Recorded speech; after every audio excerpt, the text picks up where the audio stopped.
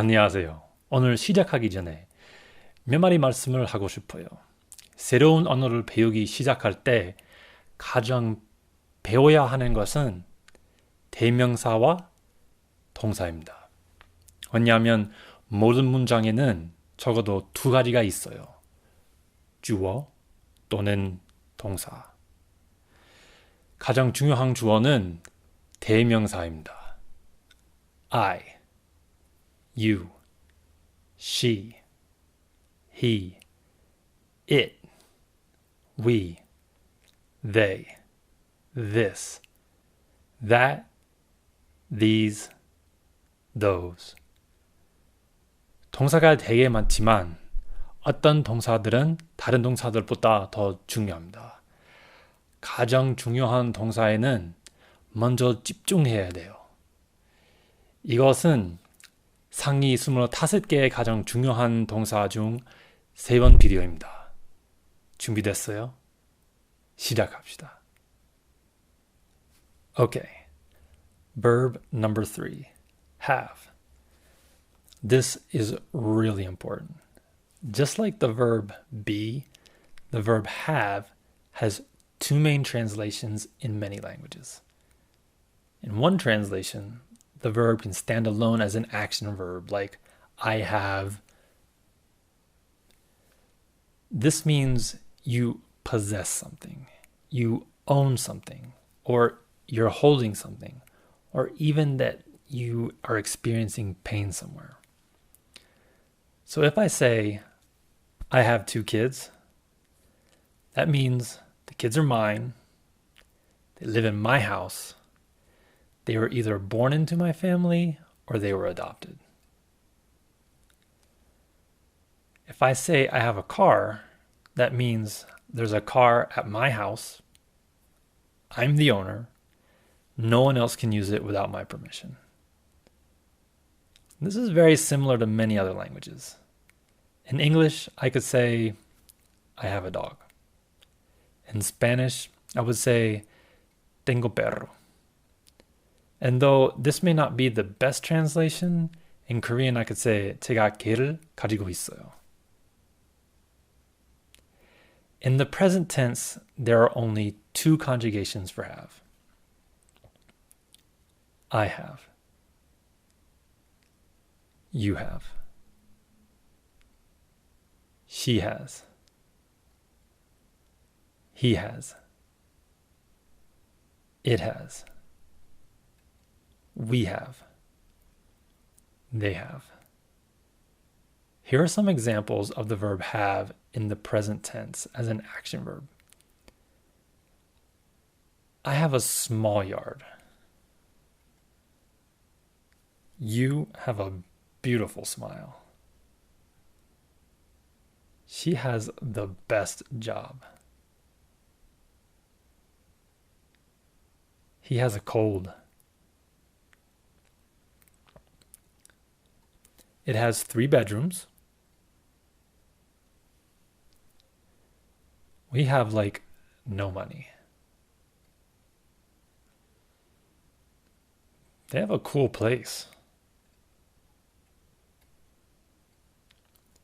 Similar to some other Romance languages, you can use the verb have to say that you need to do another action verb.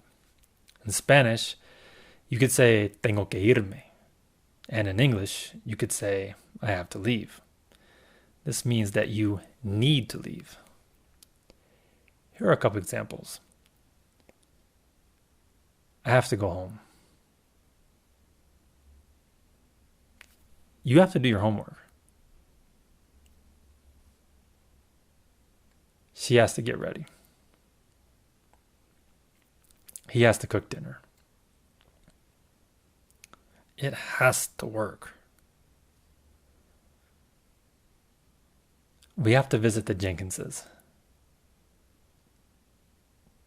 They have to finish the job. Now let's talk about the past tense. Good news. In the past tense, there is only one conjugation for have. I had, you had, she had, he had, it had, we had, they had, Before I get to examples, I should explain that if you say that you had something, it implies that you no longer have it, something has changed, or it's no longer relevant.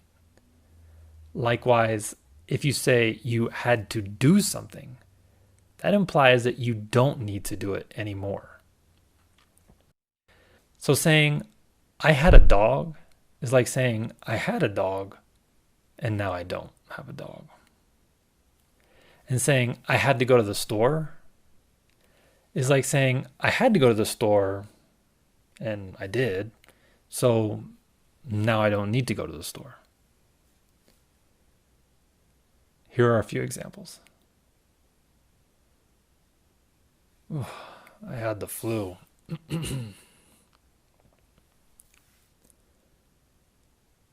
You had dinner guests. She had to leave. He had good grades. It had plenty of gas in it. We had to fix the car. They had the time of their lives. So that was the easy part. The other main definition of have is a little more complicated. And realistically, this could be a whole video by itself. But I will try to simplify the most common ways that it's used. In the present tense, we use have as a helper verb and add what's called the past participle of a verb to indicate something that was done at an unspecified time in the past, or something that started in the past and continues to now. A participle is often a verb plus ed. I can say, I have worked, I have played football, or I have opened a store. In all these cases, we made the participle by adding ed to the verb after have. However, there are many verbs that are irregular, and they don't require ed to make the past participle. For verbs such as sing, wear, be, or even have, when it's an action verb, we don't add ed. These particular verbs would sound like this. I have sung a song, so I have sung a song. I have been to the doctor. And I have had a headache. All those were examples of something that happened in the past at an unspecified time. If you want to talk about something that started in the past and continues to now, all you need to do is add some information about the time period. I will give examples in situations where something happened in the past at an unspecified time and when something started in the past and continues to now. So an example of something that happened in the past at an unspecified time would be, I have played tennis. But if I wanted to say something that started in the past and keeps going, I would say, I have played tennis for 3 years. Again, I have played tennis. I have played tennis for 3 years. You have eaten Korean food. You've eaten Korean food since you were a kid. She has worked from home.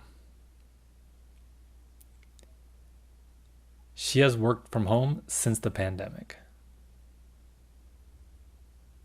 He has slept in a hotel. He has slept in a hotel for over a week. It has been a problem. It has been a problem for a while. We have had a dog. We have had a dog for 5 years. They have run a business. They have run a business since May. So, like I said, kind of tricky, especially because we have so many irregular verbs. But once you start using it, you will get the hang of it, trust me. One more piece of information about this. Although we don't contract the subject and have when we use have as an action verb, or when we're saying that we need to do something, we do contract the subject and have when we use it as a helper verb. So we would never say, I have a dog. We always say, I have a dog. Likewise, we would never say, I have to go to the store. We always say, I have to go to the store. But we could say, I've owned a dog, instead of, I have owned a dog.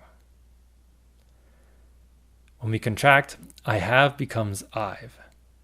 You have, you've. She has, she's. He has, he's. It has, it's. We have, we've. They have, they've. Here's some examples. I've been doing well. You've worked really hard today. She's made the house look beautiful. He's pushed the meeting out.